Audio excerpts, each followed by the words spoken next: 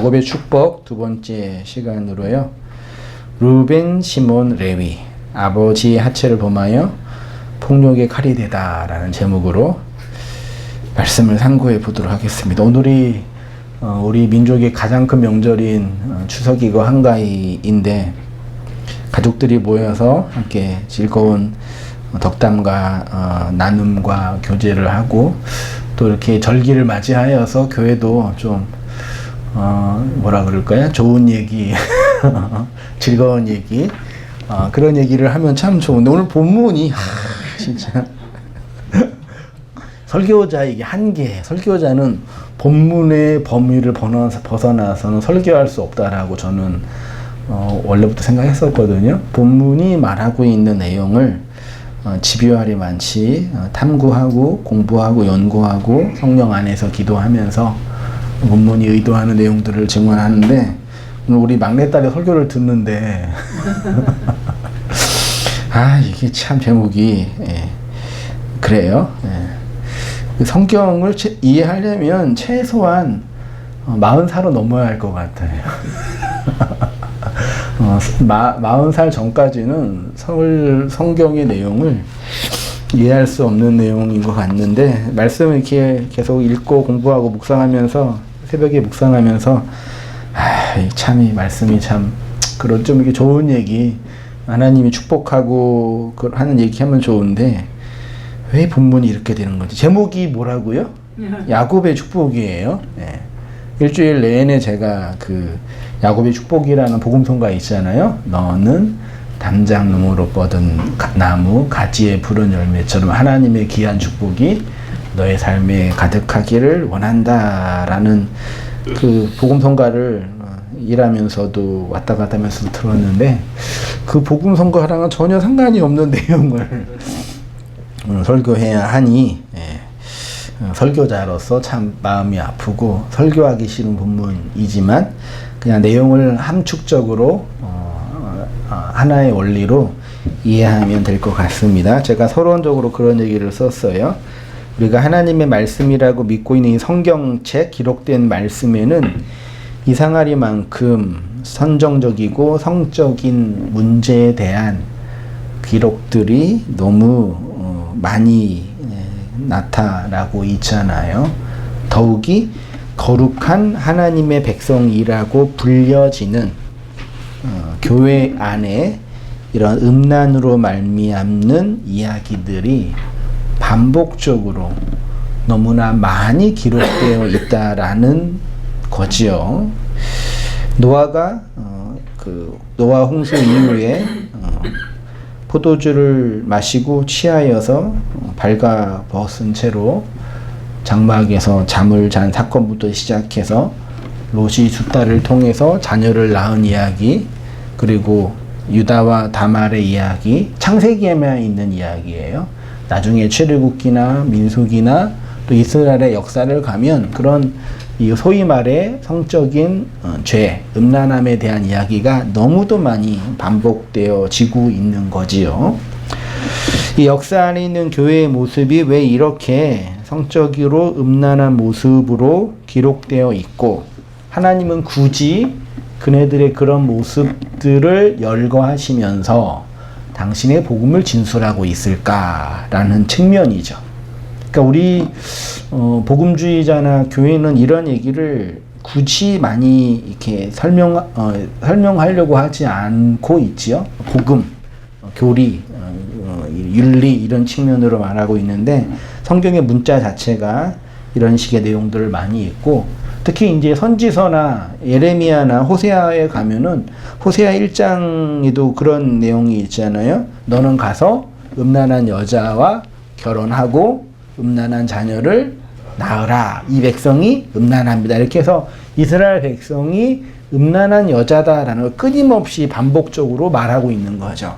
혹자들은 이러한 이스라엘의 음란의 문제를 그네들이 실제적으로 성적으로 타락하였기 때문에 그렇게 정죄하는 거다라고 말하는데 그거는 일면, 표면, 문자만 보는 거죠. 고대 시대 때는 워낙 그런 성적으로 관계를 맺는 것이 개방됐다는 건 그렇죠. 아무튼 열려 있었기 때문에 그런 게 종교적으로 많이 그런 부분이 있었죠. 아무튼 하나님은 이스라엘 백성들을 끊임없이 음란한 백성이라고 정하여 얘기하고 있고, 예수님도 이 땅에 오셔서 마태복음 12장 39절에 예수께서 대답하여 이르시되 악하고 무슨 세대가요? 음란한, 그러니까 악이랑 음란함을 연결해서 말하고 있는 거죠. 이 이야기를 오늘날 우리가 생각하는 것처럼 단순한 성적인 타락 정도로만 이해하면 안 되죠. 우리가 이미 산상수훈이나 기타성경에서 살인과 음란이 어떤 문제라고 말씀을 드렸잖아요. 결론적으로 말하면 음란함이란 문자로 드러난, 표피로 드러난, 율법으로 드러나는 그 하나님의 말씀을 보이는 그대로, 문자 그대로 읽고 지키고 하고 있는 그 행위 자체가 뭐라고요? 그것을 음란이라고 성경이 진술하고 있다라는 걸 염두하고 얘기를 해 나눠봤으면 좋겠습니다. 아무튼 야곱이 장자인 르우벤을 축복할 때 이러한 음란과 관련한 사건을 근거로 축복하고 있는데 사실은 저주하고 있는 거죠. 르우벤은 아버지의 침상에 올라 더럽혔다, 이런 내용을 썼는데, 레위기 20장 11절에 율법이 증거된 이후에 하나님이 이스라엘 백성에게 이러한 율법적 규명을 말씀해 주셨죠. 누구든지 그의 아버지의 아내와 동침한 자는 그의 아버지의 하체를 범하였은즉 둘 다 반드시 죽일지니 그들의 피가 자기에게로 돌아간다. 있죠? 요 내용이 아버지의 아내와 동침하였다라고 할 때 이게 이런 거죠. 정확하게 르우벤이 했던 행위이잖아요. 성경에서 여자는 하갈과 사라와 같은 말씀을 의미하는 두 언약이라고 했습니다. 아버지, 아부는 옛성전, 하나님을 상징한다고 하면은 그의 아버지의 아내는 뭐예요? 하나님의 뭐라고요? 말씀을 상징하는 거죠. 제가 그런 얘기를 했거든요. 우리가 통상적으로 하나님이라고 지칭하는 그 하나님은 초월적인 존재잖아요. 너머에 계시는 분이잖아요. 그 하나님을 우리가 하나님이라고 부를 때 그 하나님은 인간에게 포착된 하나님이잖아요.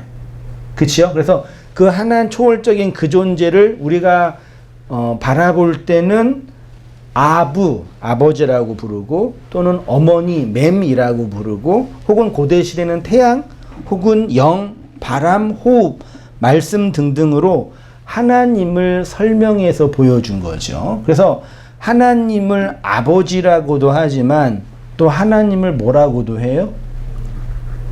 하나님이 남자예요, 여자예요? 남자예요, 여자예요? 하나님 아버지라 그러면 맞아요? 하나님 어머니라 그러면 틀려요? 하나님을 어머니라 그러면 돼요, 안 돼요?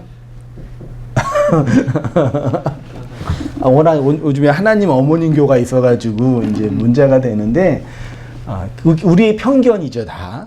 하나님의 부성적과 모성적인 부분이 다 있는 거죠. 이해되시죠? 그러니까 그 하나님을 여러 가지 표상과 상징으로 설명한 게 아버지, 성전, 어머니, 젖, 말씀, 호흡, 빛, 태양, 기타 등등으로 상징하여 설명한 거죠. 그러니까 아버지는 하나님, 옛 성전을 상징한다고 한다면 아버지의 아내는 하나님의 뭐라고요? 말씀이라고요. 보이지 않는 그분의 말씀이 뭐라고요? 하나님의 아내라고 상징한다고요. 제가 이렇게 썼습니다. 그래서요. 그 아버지의 아내가 하나님의 말씀을 의미한다면 르우벤이 하나님 아버지의 아내가 되는 말씀과 동침했다라는 차원이죠. 레위기에 정확한 이 이야기가 기록되어 있는 거예요. 그렇게 되면 아버지의 아내, 즉 육체의 말씀, 그 말씀과 연합된 르우벤은 반드시 어떻게 돼요? 죽어야 되죠. 이 사건이 고스란히 일어난 사건이 뭐예요? 르우벤처럼 아버지의 아내와 동침하여 아버지의 아내 되는 말씀으로 동침하여 죽으신 분이 누구예요? 그분이 예수님이죠. 저주를 받아 죽으셨잖아요. 잘 들어보세요. 예. 르우벤이 범한 아버지의 아내는 레아의 시녀 비라라고 했습니다. 비라의 뜻이 뭐라고요? 괴롭다. 하갈과 같은 율법의 말씀으로 이 땅에 속한 예루살렘을 상징하는 여자예요. 그 아내를 범했다라는 것은 말씀을 범한 것으로 땅적인 말씀, 겉의 말씀과 연합했다라는 뜻이에요. 성경은 그것을 아버지의 하체를 범한 것이라고 표현합니다. 아버지의 아내와 동침하다를 원어로 보면은 샤카브 눕다, 이샤 여자, 아부 아버지예요. 그러니까 아버지, 말씀드렸듯이 옛 성전으로 계시는 하나님의 말씀, 율법의 말씀과 연합했다라는 것이고, 이는 이 세상의 첫째 것으로 오는 율법으로 오는 우리 인생들의 내적인 모습을 상징하여 설명하는 것이에요. 정리를 하면 하나님의 말씀을 육체의 교훈으로 받는 그것이 아버지의 아내와 뭐 하는 거라고요? 동침하는 거라고요. 그렇게 설명하고 있다고요. 아버지의 하체를 범한 것이라고요. 그걸 성경이 뭐라고 표현한다고요? 간음이라고 표현한다고요. 야고보서 4장 1절부터 4절까지 있죠. 본문 보이시죠? 같이 한번 읽어보겠습니다. 시작. 너희 중에 싸움이 어디서부터 다툼이 어디서부터냐? 너희 지체 중에서 싸우는 정욕으로부터 나는 것이 아니냐? 너희는 욕심을 내어도 얻지 못하여 살인하여 시기하여도 능히 취하지 못함으로 다투고 싸우는도다. 너희가 얻지 못함은 구하지 아니하기 때문이요 구하여도 받지 못함은 정욕으로 쓰려고 잘못 구하기 때문이라. 간음한 여인들아, 세상과 벗된 것이 하나님과 원수됨을 알지 못하느냐? 그런즉 누구든지 세상과 벗이 되고자 하는 자는 스스로 하나님과 원수되는 것이니라. 야고보는 누구에게 준 서신서예요? 초대교회에게 준 서신서죠. 이 서신서를 받은 자들은 이방인이에요? 신자들이에요? 신자들이에요. 예수님을 믿는 자들이에요? 안 믿는 자들이에요? 믿는 자들이죠. 근데 오늘 본문을 쭉 보면 여기 있는 이 상태는 믿는 사람처럼 보여요? 안 믿는 사람처럼 보여요? 안 믿는 사람처럼 보이잖아요. 이상하지 않나요? 특히 야고보서는 나중에 뒤에 있는 서신서로 이게 인간의 행위를 많이 강조하는 서신서잖아요. 근데 이들의 상태를 어떻게 표현하냐면 야고보 사도가 너희 중에 뭐가 있다고요? 싸움, 다툼, 싸우는 정욕 이거 있죠. 이 싸움, 다툼, 싸우는 정욕이라는 이 헬라어가 뭐와 관련된 용어냐면 전쟁과 전투.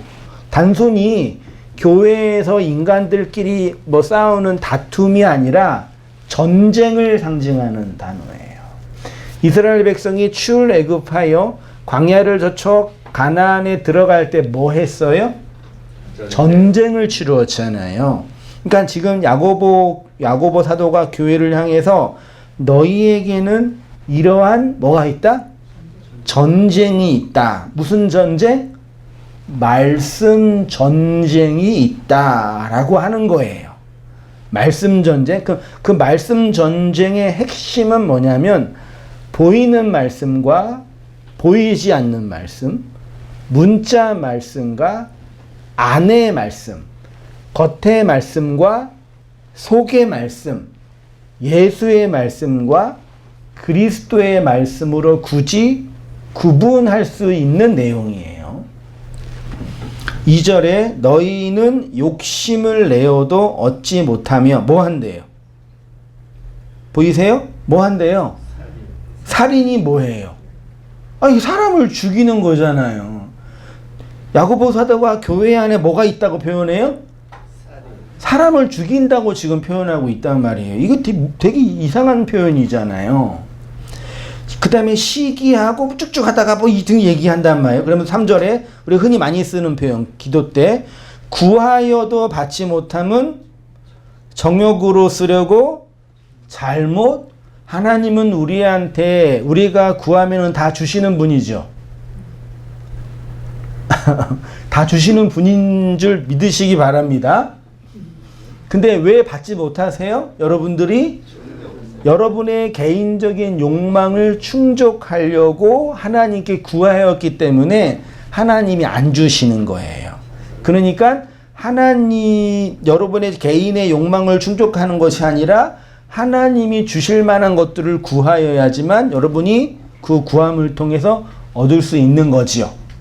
이런 식의 논리로 말하잖아요. 그게 잘 얘기해 놓고 4절에 뭐라 그래요? 너희는 뭐라 그런데요? 가늠한 여자들이다 라고 선언한단 말이에요.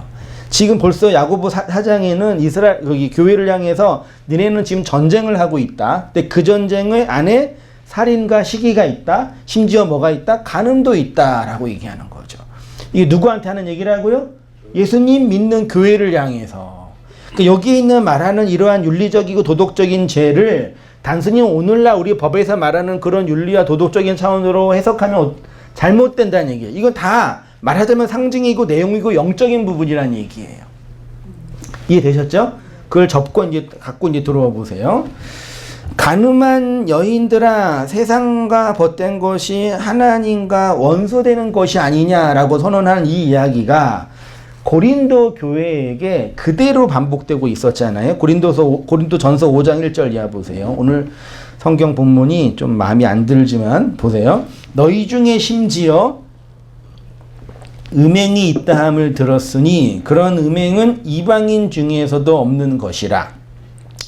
누가 그 아버지의 아내를 취하였다. 똑같은 얘기 반복되고 있습니다. 구약에 있는 이야기, 율법에 있는 이야기, 르우벤의 이야기예요. 그러하고도 너희가 오히려 교만하여져서 어찌하여 통한이 여기지 아니하고 그 일 행한 자를 너희 중에서 쫓아내지 아니하였느냐. 교회가 그런 일을 행한 자가 있었는데 그런 자들을 출교해야 되는데 출교하지 않았어 라고 비난하고 있는 것처럼 보이지요. 3절에 내가 실로 몸으로 떠나 있으나 영으로 함께 있어서 거기 있는 것 같이 이런 일을 행한 자를 이미 판단하였느니라. 4절 주 예수의 이름으로 너희가 내 영과 함께 모여서 우리 주 예수 그리스도 예수의 능력으로 5절 이런 자를 사탄에게 내주었으니 이런 자가 누구예요?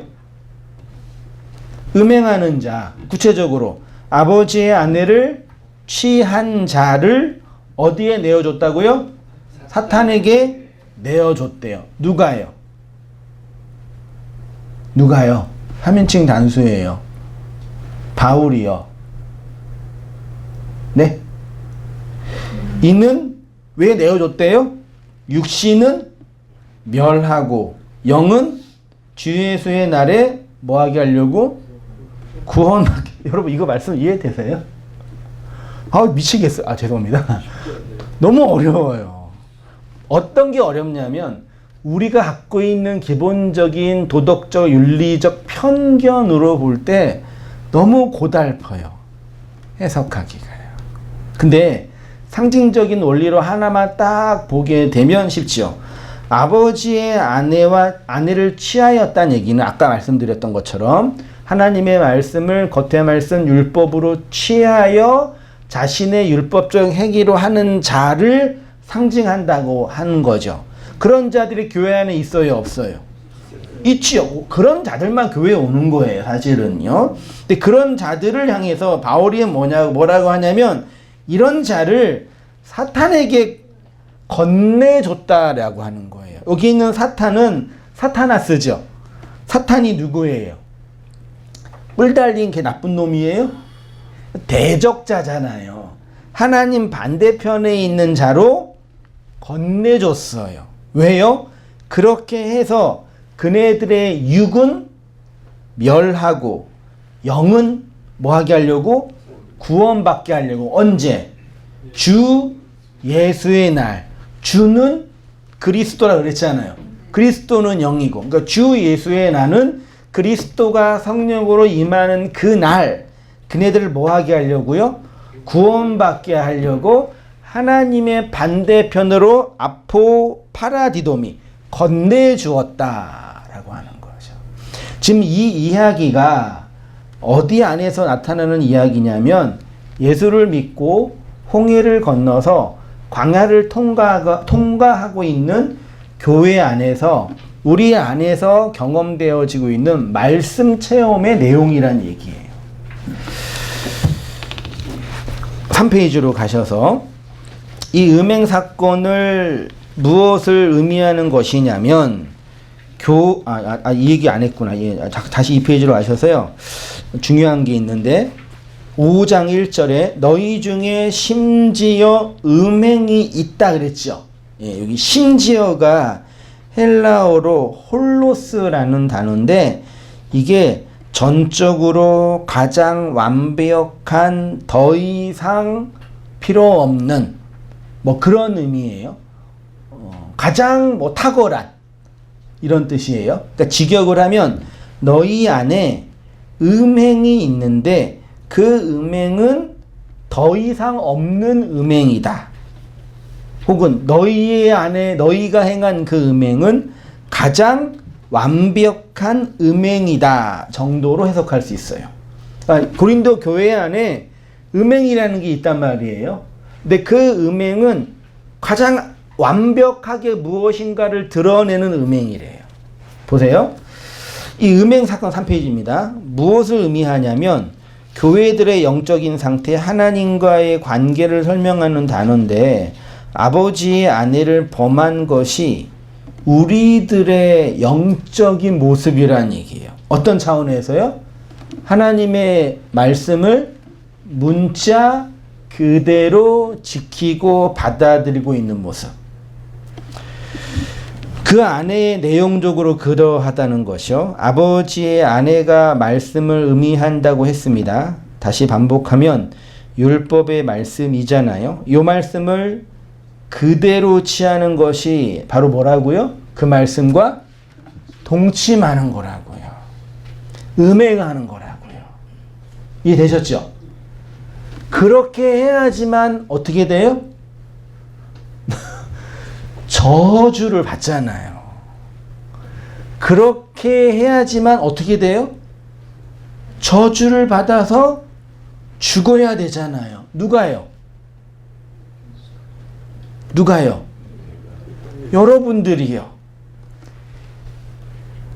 뒤에 다시 설명해 드리는데 이걸 설명할게요. 5절에 음행한 자를 사탄에게 내어주었으니 라고 하는데 이유를 육신은 멸하고 영은 언제예요? 주 예수의 날 예수가 주님 그리스도로 임하는 그날에 뭐하게 하려고요?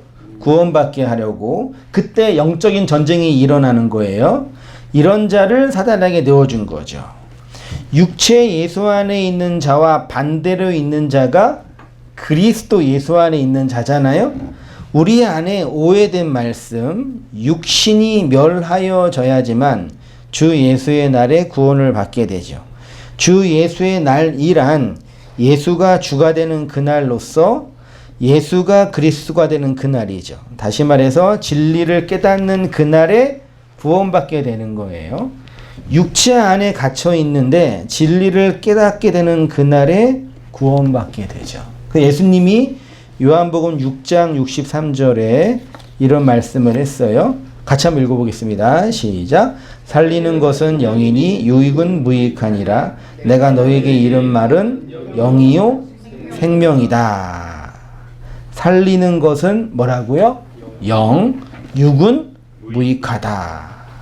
여기서 육이 무익하다는 것은 나는 아무것도 아닙니다. 나는 나의 힘과 노력으로는 구원에 이룰 수 없습니다. 하나님만이 나를 구원할 수 있습니다. 라는 그런 신앙의 고백이지요. 여기에서 육은 누구의 육이에요? 영은 누구의 영이에요? 예수 그리스도. 누구의 육이 무익해요? 내 육이 무익해요? 저분의 육이 무익해요? 저분의 여기에서 그 맞는 말인데 일단 여기서 지금 말하는 이게 지금 6장이잖아요. 어떤 내용이었어요? 예수님이 오병이어로 많은 사람들을 먹여 살린 거잖아요. 오병이어의 그 기적은 뭘 상징하는 기적이에요? 예수님의 몸으로 사람들을 먹이는 그 말씀을 상징하는 거잖아요. 예수님의 기적을 통해서 예수님의 몸으로 많은 사람을 살려낸 건데 그 말씀을 다 하시고 나서 다시 떡 달라고 하니까 너희가 이런 표적을 보면서도 내용을 얘기하면서 이 얘기를 한 거예요. 여기서 말하는 육은 무익하니라고 할 때 그 육은 육체 예수의 육이에요. 다시 말해서 육체로 오신 예수님은 아무런 힘과 능력이 없어요. 이게 무슨 말씀인지 이해할 수 있나요? 아멘. 오늘 좀 어렵지만 진짜 중요합니다. 육체로 오신 예수님의 육은 나를 구원하는 데 있어서 어떠한 능력도 발휘하지 못하는 차원에서 육은 무익하다고 하시는 거예요. 여러분 이해되시죠? 오늘 주일날 예배 드리신 분은 워낙 수준이 높으신 분들이기 때문에 다 이해하실 줄 믿습니다. 육체 예수는 단 한 사람도 구원하지 못했죠. 아멘. 그치요? 그런 의미에서 무익해요. 그래서 그분은 반드시 뭐 해야 돼요? 죽어야 돼요. 저주를 받아야 돼요. 그래야지만 살리는 영이 된다는 거죠. 그런 얘기를 하는 거예요. 육이 담고 있는 내용이 뭐겠어요? 표피적인 말씀, 육체의 말씀, 육체 예수의 의미를 상징하는 내용이라는 얘기죠. 육체로 오신 예수는 예수님이 육체로 계시는 동안 단 한 사람도 살려낼 수 없으셨죠.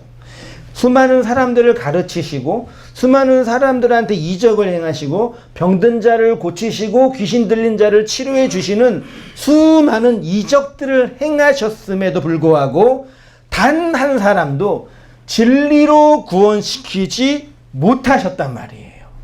그런 의미에서 예수의 육은 뭐 하라고요? 무익하다고요. 그래서 그 예수는 반드시 십자가에서 저주를 받아서 죽어야 돼요. 어떤 존재로? 음란한 존재로. 이런 의미에서 육은 무익하다라는 말씀이에요. 내가 예수를 그 육체로 보고 겉에 있는 말씀으로 보고 나를 치료하고 나한테 위로를 줄 수 있는 그분으로 보고 있는 그 상태가 뭐라고요? 무익하다고요. 이거를 이제 오해해서 뒤에 말씀 나누겠지만 예수님이 기독교 복음에서 우리가 교회에서 말씀을 나누는 데서 이 말씀을 통해서 하나님이 나를 치료해 주세요. 치료하지 않으세요? 이런 원초적인 말씀이 귀신 들린 자 귀신을 쫓아내요? 쫓아내지 못해요? 쫓아내죠. 병든 자를 치료해요? 치료하지 못해요? 치료해요. 근데 그것이 육의 예수가 가지고 있는 일이지만 한계라고요. 그 얘기를 하고 있는 겁니다. 그래서 눈에 보이는 문자 말씀, 하나님의 그 말씀을 우리의 육체로 추구하고 바라보는 게 뭐라고요? 아버지의 하체를 범한 것이다 라고 하는 거예요. 그래 놓고 이제 시므온과 레위를 향해서 이렇게 축복을 하죠. 49장 5절에 시므온과 레위는 형제요 그들의 칼은 뭐래요? 폭력의 도구다. 야곱이 시므온과 레위에게 축복하면서 제일 먼저 뭐라고 하냐면 그들의 칼은 폭력의 도구라고 합니다. 물론 이 말씀은 디나의 강간 사건을 염두하고 한 말씀, 다 무슨 말씀, 어떤 내용인지 아시죠?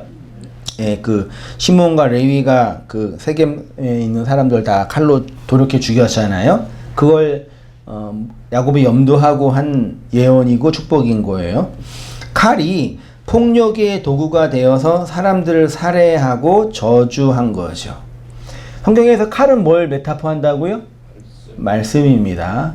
진리의 검이라고 하잖아요. 그렇게 칼에 의해서 저주를 받으신 분이 예수잖아요.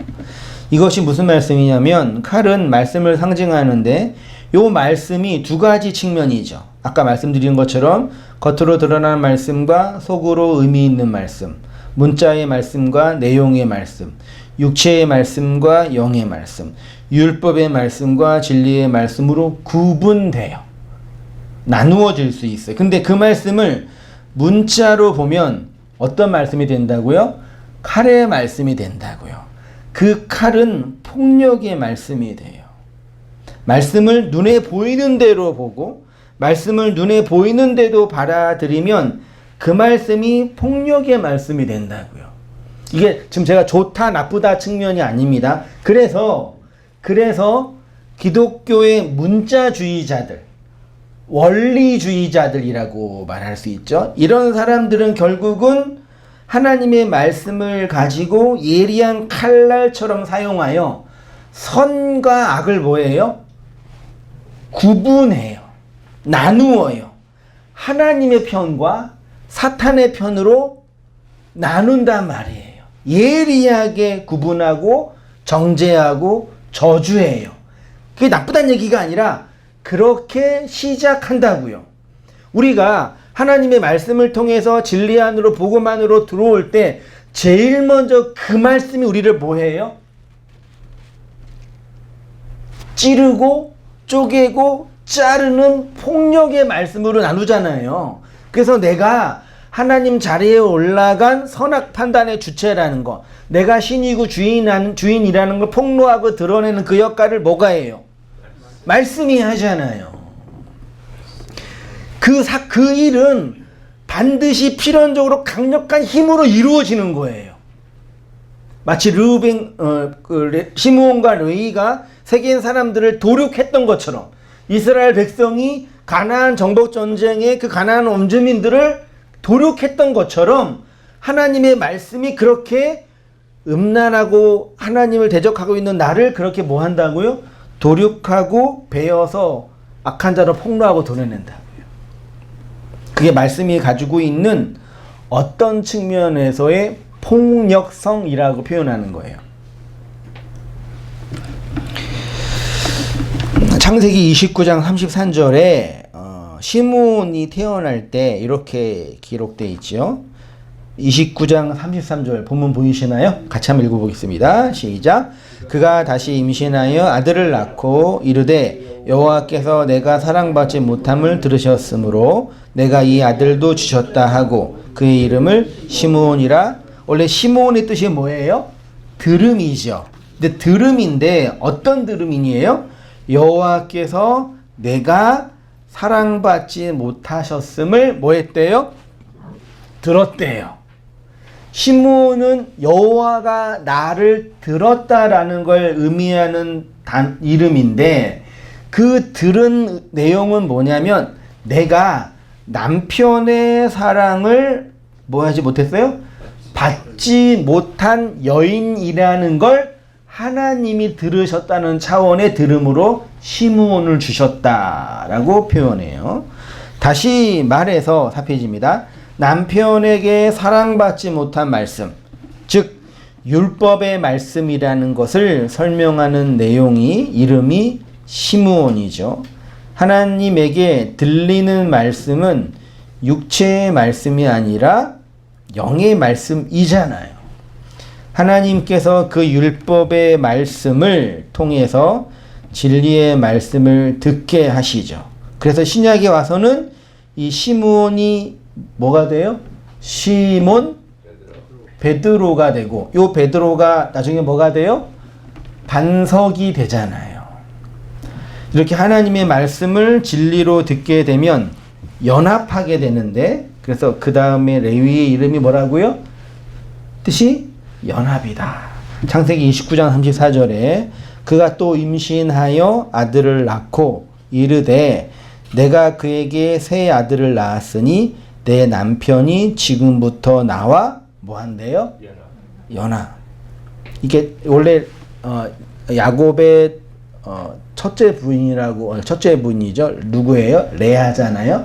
원래 야곱이 사랑했던 여자는 라헬인데 어떻게 하다 보니 삼촌의 계략에 빠져서, 사실 좋은 거 아니에요. 갑자기 아내가 둘이나 생겼으니까.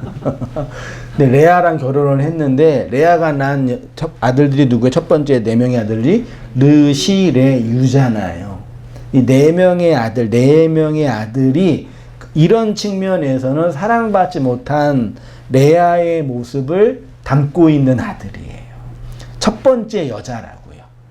문자 말씀이라고요. 죽어야 할 말씀을 하갈처럼 이렇게 그걸 내포하고 있는 이름이 레아란 얘기예요. 그래서 축복하는 단어처럼 보이지만 되게 그런 저주의 표현이 있지. 아무튼 그런 내용을 하면서 내 남편이, 그러니까 임신, 29장 34절 임신하여 아들을 낳았어요. 레위를 낳았단 말이에요. 근데 레위의 이름을 어떻게 줬어요? 내 남편이 지금부터 나와 뭐 한대요? 이거 말이 앞뒤가 안 맞지 않잖아요. 임신하고 애를 낳았으면 연합한 건데, 애를 낳고 나니까 이 아이를 통해서 남편이 나와 뭐 한다고요? 연합하게 될 거라는 걸 의미하는 단어로, 이름으로 레위를 지은 거예요. 첫 번째 여자, 첫 번째 예루살렘이 무너지고 두 번째 예루살렘으로 세워지는 그 둘째 언약을 내포하고 있는 이름들인 거죠. 아무튼 레위의 뜻은 연합, 결합이란 뜻입니다. 그래서 레위 지파가 나중에 제사장이 되기도 하지요.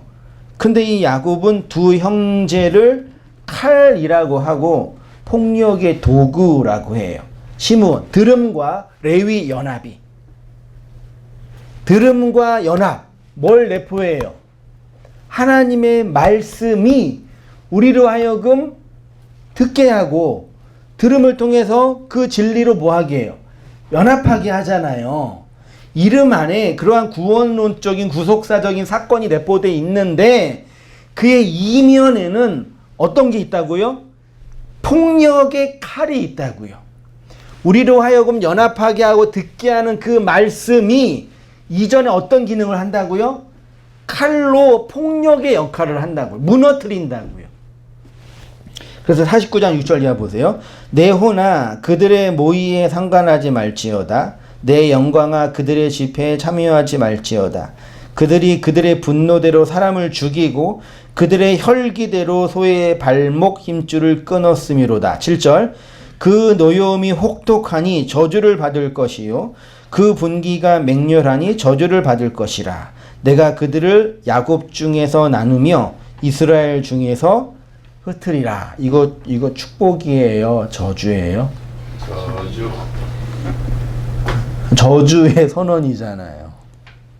근데 그게 또 축복이라고요.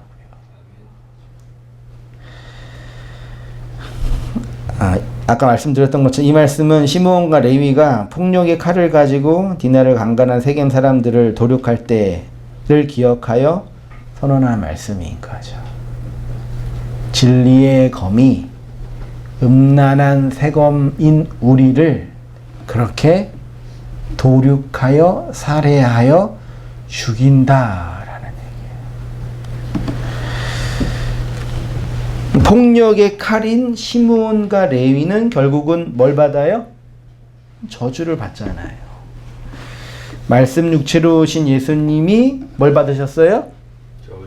저주를 받잖아요. 자기 머리로 살고 있는 우리 인생들의 머리를 자르고 폭력의 칼로 그 역할을 하셨잖아요. 성경은 우리들의 구원을 셋으로 설명해요. 셋으로, 세 개로, 3일로. 누가복음 13장 32절 보세요. 결론적으로 정리해서 맞춰볼게요. 본문 보이세요? 같이 읽어보겠습니다. 시작. 이르시되 너희는 가서 저 여우에게 이르라. 오늘과 내일은 내가 귀신을 쫓아내며 병을 고치다가 제3일에는 완전하여 지리라. 여러분 이거 이해되시나요? 여우는 누구예요? 헤롯이겠죠? 어떤 사람이 와서 헤롯에게 가서 말하라고 하는 거예요. 이방 왕에게. 오늘과 내일, 첫째 날과 둘째 날에는 예수님이 뭐 하신대요? 귀신을 쫓아내고 병을 고친다 그러셨죠. 세 번째 날에는 뭐 한대요? 이 완전하다라는 헬라어가 아포텔레오예요. 텔레오는 많이 들어봤죠. 끝내다, 완성하다, 성취하다, 이루다. 예수님이 십자가에서 다 이루셨죠. 복음이 십자가가 모든 것을 완성했죠. 그때 사용된 단어가 텔레오예요. 근데 그 텔레오는 몇째 날 한다고요? 셋째 날 한다고요. 근데 첫째 날과 둘째 날은 뭐 한대요? 귀신을 쫓아내고 병을 고쳐주는 거죠. 성경은 신기하게도 셋으로 하나님의 구원과 구속을 설명하죠. 그래서 방주도 3층으로 되어 있고, 이스라엘 백성이 출애굽하여 광야의 여정을 지날 때 법궤가 이스라엘 백성보다 며칠 길을 먼저 앞서가요? 3일 길을 먼저, 사흘 길을 먼저 앞서가죠. 신약에 와서는 예수님이 십자가에 죽으시고 며칠 만에 3일 만에 셋으로 부활하셨고, 예수님이 그 눈에 보이는 헤롯 성전을 바라보면서 요거를 헐라 내가 3일 만에 셋으로 다시 세우겠다라고 하면서 3이라는 것으로 셋으로 셋째 날을 통해서 우리들의 구원을 완성하셨죠. 근데 이 셋은 이미 구약에서부터 애굽, 광야, 가나안으로 설명했잖아요. 그러니까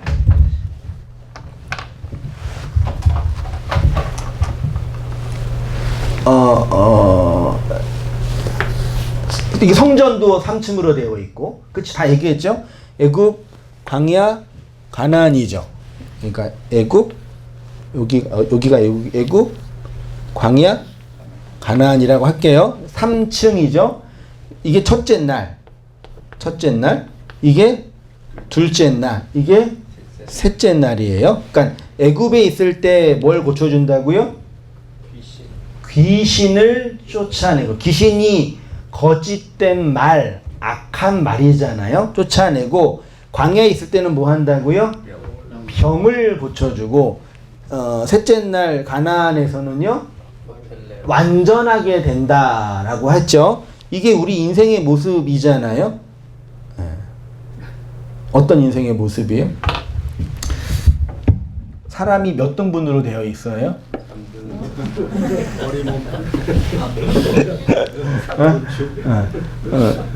사람 제일 중요한 데가 머리. 그렇죠? 요 머리랑 여기 이제 경추에서 여기 딱 척추 연결했잖아요. 여기 제일 중요하죠. 그 다음이 중요한 데 어디예요? 여기 몸통이죠. 배꼽을 중심으로 몸통. 배꼽 아래가 뭐예요? 하체죠. 그러니까 세 등분이잖아요. 맞잖아요. 그래서 귀신들은 뭐 하고 다녀요? 막 돌아다니잖아요. 구천을 떠돌아다니잖아요. 그래서 이 아래의 것으로 살아가는 자들을 귀신이라고 해요. 여기에서 나와서 이제 몸통으로 살아가는 거. 여기 이 몸통이 중요한 장기가 있는데, 여기에는 뭐가 있어요? 그래서요, 병이 들잖아요. 마음의 병이 어디에 들어요? 머리에 있어요? 몸통에 있어요? 심장에 있어요? 심리적인 거지만 병들며 살잖아요. 그리고 이제 가장 중요한 게 머리잖아요. 근데 언제 완전하여진다고요? 첫째 날이 아니라 둘째 날이 아니라, 그러니까 여러분, 이 율법 교회나 일반적인 교회 안에서 귀신을 쫓아내는 일을 하고 병을 고치는 일을 하고 사람들을 치료해주고 위로해주고 격려해주는 일은 당연히 있는 거예요. 그게 복음과 상관이 없다. 그게 잘못된 복음이다라고 말할 건덕지가 아니에요. 우리가 말씀을 듣고 애굽에서 나와 광야를 통해서 가나안에 이르는 이 구원의 여정 속에서 이 말씀과 교회와 복음 안에서 하나님의 위로와 하나님의 치료와 악한 것들이 쫓아나는 그러한 경험들이 있는 거예요. 그래서 현대의 교회 안에, 교회들 모습 안에 이런 일을 열심히 하려고 하는 거예요. 교회가 사람들한테 무엇인가 위로를 주고 격려를 주고 도움을 주어야지만 사람들이 오잖아요. 그 예수님도 오셔가지고 내가 와서 뭐 했어요? 그분이 오셔서 귀신을 쫓아내고 병을 고쳐주시고 많은 사람을 가르쳐 주셨잖아요. 그런 일들이 이 역사의 교회 안에, 지역의 교회 안에, 율법의 세상 안에 항상 어떻게 돼요? 있게 되는 거예요. 당연한 거예요. 교회의 모습이에요. 율법의 모습이 세상의 모습이에요. 근데 아포텔레오, 테텔레스타이 완전하게 되려면 몇째 날에 이르게 돼야 돼요? 셋째 날에 이르게 해야 되는데 그렇게 하기 위해서는 뭐가 잘려야 돼요? 머리가 잘려야 돼요. 그 일을 예수님이 셋째 날에 완성하신 거예요. 그러니까 첫째 날, 둘째 날, 셋째 날 다 모두 하나님이 우리를 구원하기 위한 일들을 설명하는 건데 그 완성은 내 머리가 아니라 그리스도의 머리로 살아가는 자로 살아가게 만드시는 거예요. 그러니까 다리가 여기 이 아랫돌이라 그럴까요? 하체나 이것으로 치료가 되면 열심히 걸어다니고 움직일 수가 있지요. 그치만 여전히 이 세상의 아까 야고보서가 말하는 것처럼 이 세상의 욕망과 자기가 원하는 것들을 추구하며 살아가는 존재들이 되는 거예요. 그 3일 동안 예수님이 구원의 사역을 완성하신 거죠. 첫째 날에 귀신을 쫓아내고 둘째 날에 병을 고치시고 셋째 날에는 완전하게 된다고 하셨죠. 첫째 날은 애굽의 상태고 둘째 날은 광야의 여정을 지나는 것이고요. 셋째 날은 가나안에 입성하는 것이라고 하죠. 그래서 예수님이 육체로 계시는 동안에 수많은 귀신 들린 자들, 잘못된 말, 잘못된 영에 사로잡혀 있는 자들을 고쳐주셨고 우리도 그렇게 고침을 받은 거예요. 그리고 수많은 병에 걸려 있는 자들을 치료해 주셨어요. 그렇게 우리들도 예수님을 통해서 치료를 받은 거예요. 그치만 여전히 어디에 있어요? 광야 아래에 있다고요. 치료된 몸과 치료된 마음으로 어디 편에 있다고요? 하나님 반대편에 있다고요. 사탄에게 내어준 자로 있다고요. 이 세상이요. 그러니까 제가 이게 성경을 공부하고 읽는 사람으로 그리고 그 일을 업으로 하고 있는 업이라 그러면 좀 그렇지만 할 말이 좀 없죠. 그 일을 소명으로 그래도 덧보된 않아요? 소명으로 하고 있는 목사로 이 세상과 역사가 움직여지고 진행되어져 있는 과정들을 보고 또 내 인생의 날들을 찬찬히 살펴보면서 항상 두 가지 고민이거든요. 왜 이렇게 성경은 그러니까 다른 이 교회나 다른 복음에서는 되게 좋은 얘기만 해서 너무 부러워요, 저는요. 사람들한테 이렇게 기분 좋은 얘기, 위로가 되는 얘기, 되게 상식적인 얘기, 일반적으로 통용되는 얘기. 40살 이하는 40살 이하는 아직 이해될 수 없는 얘기를 끊임없이 제가 떠벌리고 살아야 되잖아요. 그렇게 하면서 성경 왜 그런 얘기가 기록되어 있을까라는 측면과 우리들의 역사와 인생들은 항상 이렇게 다투고 싸우고 전쟁 속에 있을까라는 그런 신학적인 존재론적인 고민을 하게 되는데 성경이 그걸 얘기하잖아요. 육체의 말씀을 통해서 병고침을 받고 겉으로 드러난 문자를 통해서 귀신이 쫓아나도 여전히 누구 머리로 살고 있는 거예요? 자기 머리로, 목베임을 당하지 않는 자기 머리로 살고 있는 거예요. 어디 안에서요? 교회 안에서요. 그래서 야고보 사도가 야고보 4장에서 계속 아까 말씀드린 게 뭐예요? 너희 중에 싸움이 어디 있냐? 다툼이 어디 있냐? 너희 지체, 몸뚱아리 안에서 나타나는 욕망 때문이다 라고 말하는 거예요. 교회 안에서요. 그래서 너희는 구하여도 얻지 못하고 있고 구하지도 않고 있다. 왜? 그 그리스도라는 그 머리가 구하는 것을 구하여야 되는데 그러니 너희들은 가늠하는 여자들인 거야 라고 선언하고 그 이해가 되더라고요. 그러니까요. 야고보 사도가 교회를 향해서 선언하고 있는 거예요. 이 교회는 이 광야를 통해서 영적인 전쟁, 진리의 전쟁, 계시록의 전쟁이 있잖아요. 그런 전쟁을 말씀을 통해서 계속 하고 있는 그 교회의 내용을 하고 있는 거예요. 그게 교회의 실존이고 모습이에요. 끊임없이 이 아래의 욕망, 이 아래의 것들을 추구하고 걸어가며 살아가는 인생의 모습으로 전쟁을 치르고 있는 것이 우리 교회들의 모습이라고요. 왜? 우리가 발을 어디에 딛고 살아요? 땅에 딛고 살잖아요. 진리로 똑바로 쓰고 싶은데 땅이 밑에서 뭐해요? 당기고 있잖아요. 그러니까 맨날 허리가 아픈 거예요. 진리로 똑바로 서야 되는데 맨날 그 중력이, 좋은 말로는 중력이고 땅의 저주거든요. 땅이 끌어당기는 거예요. 근데 우리는 어디를 향해 가야 돼요?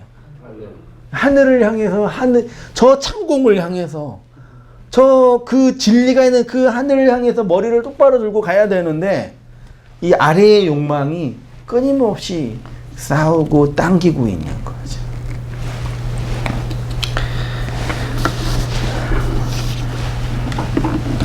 그래서 육체로 오신 예수는 무익하다고 표현한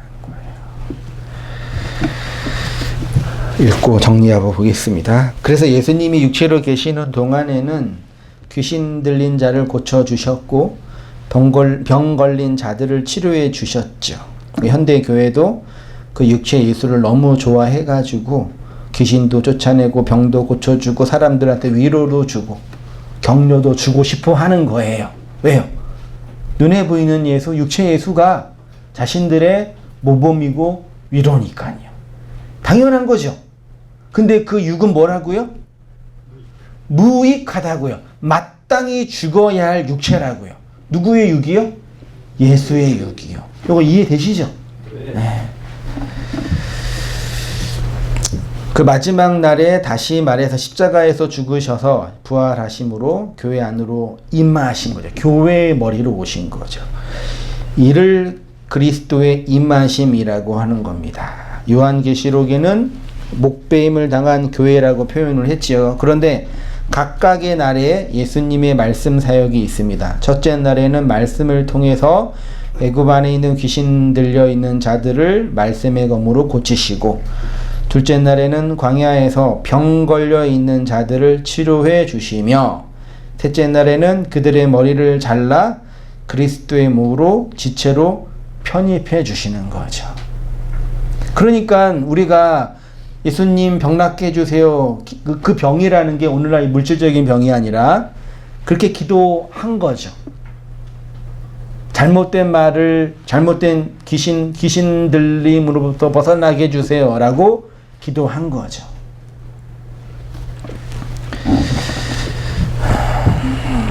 그러나 셋째 날에는 그들의 머리를 잘라서 그리스도의 몸 지체로 편입하게 하심으로 완전하게 하는 거죠. 육체로 오신 예수님이 십자가에서 죽으심으로 저주를 받아서 우리의 셋째 날에 구원을 완성해 가시는 거지요. 이러한 복음의 은혜와 비밀들을 잘 깨달아서 그 은총과 은혜 안에서 살아가는 성도님 되시기를 축원드립니다.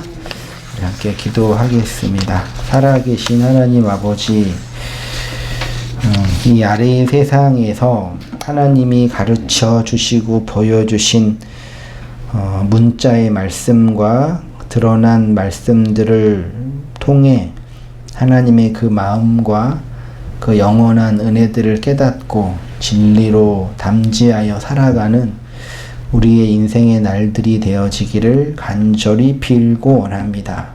그래서 애굽에서 나와 광야를 거쳐서 하나님의 말씀을 먹고 살아가는 우리 인생의 날들이 다 될 수 있도록 하나님 아버지 인도해 주시고 은혜를 내려 주시옵소서.